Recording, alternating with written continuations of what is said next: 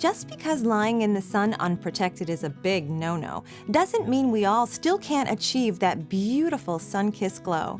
I'm Jacquie Carter, and I'm here to answer all of your beauty questions as well as give you some fun and simple beauty tips. Do you want your friends to think you just returned from an amazing exotic vacation when the fact of the matter is you never left the house? I'm here to tell you how to do that, and it's all about self-tanners. Self-tanners are an amazing replacement for the sun because they're not harmful to the skin. You don't have to waste countless hours out there trying to achieve a tan. It's a healthy alternative, and by today's standard, it's a must.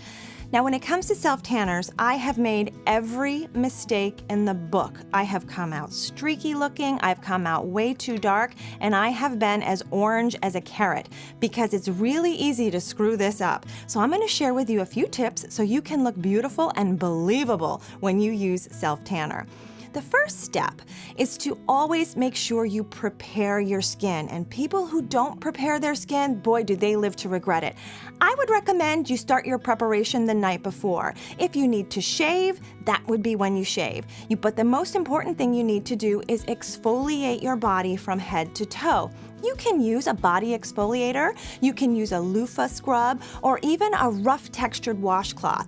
But you really want to make sure that you're exfoliating every inch of your body that you plan on putting self-tanner on, especially your elbows, your knees, and your ankles. These areas are critical because the skin there is a little bit thicker and it's usually a bit rougher in texture. And when you apply self-tanner there, even if you put the same exact amount on your elbow as your arm, it's going to register a lot darker on your elbow. So make sure you give those areas a little extra attention. If you don't have time to prepare the night before and you plan on showering and exfoliating and going straight to the self-tanner, you need to make sure that when you get out of the shower, you completely dry your skin. If your skin is even a little bit moist, it could result in streaking, and that's something we just don't want to have happen.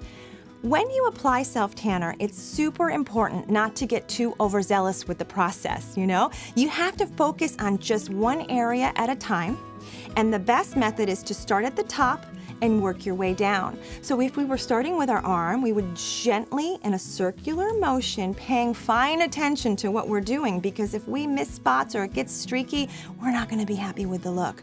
Gently massage all the way down the arm, and once you get to your wrists, and then lightly cover your hands. It's a good practice to wash your hands. Trust me, I'm telling you firsthand, wash your hands after you complete a section, because you will never believe how orange the palms of your hands can look if you don't wash them.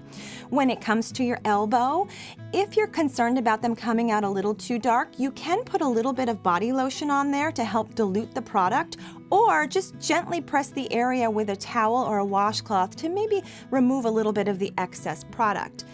The one thing that's critical, if you've never used self-tanner, you want to start out slowly. Don't go for the darkest brown tan, right? Look for something that builds gradually or that results in a lighter shade than you're ultimately going to go for, because you don't want to end up darker. If you start out lighter, we can fix that. When you get darker, the problem is a little more complicated to fix.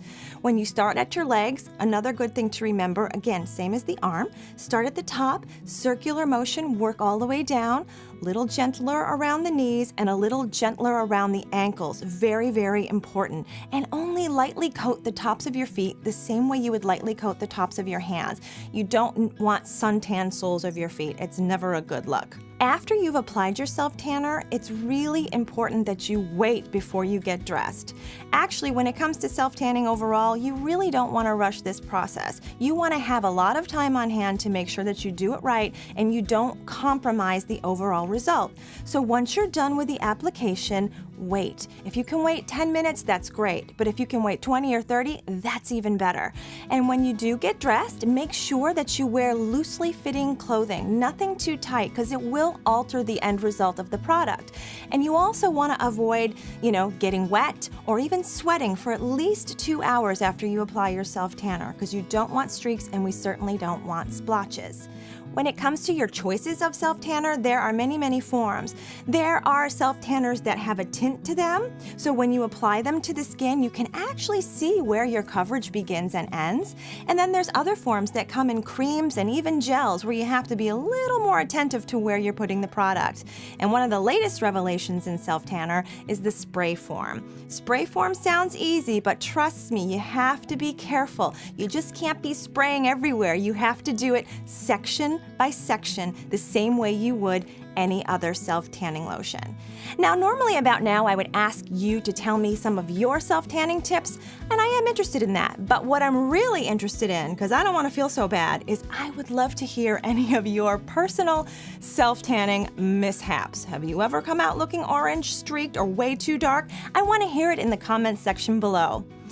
For more beauty advice, check out discovergoodbeauty.com, where you can find all kinds of beauty tips. And remember, everyone, let's live life beautifully.